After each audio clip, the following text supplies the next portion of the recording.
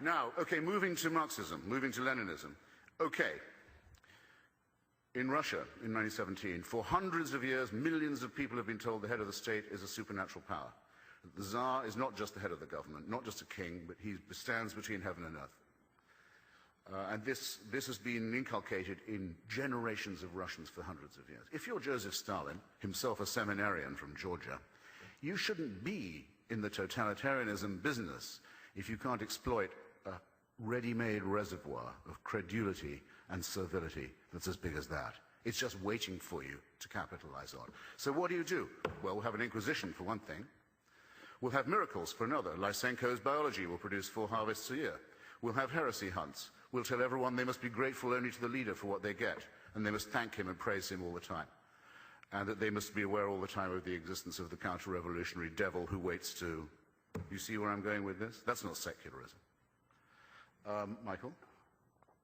Oh, do I need really 2? Okay. I'll tell you my North Korea stories another time. It's surrogate, it is at the very best and the very worst.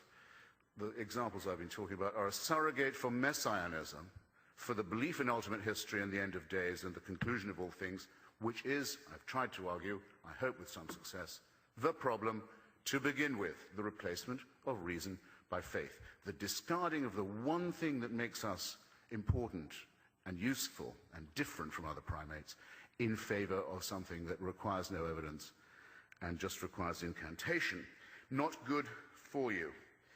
If Dr. McGrath or anyone else could come up with an example of a society which had fallen into slavery and bankruptcy and beggary and terror and misery because it had adopted the teachings and the precepts of Spinoza and Einstein and Pierre Bayle and Thomas Jefferson and Thomas Paine, then I'd be impressed, and that would be a fair test on a level playing field. But you will find no such example. Indeed, the nearest such example we do have is these great United States, the first country in the world to have a constitution that forbids the mention of religion in the public square, except by way of limiting it and saying that the state can take no interest in establishment of faith.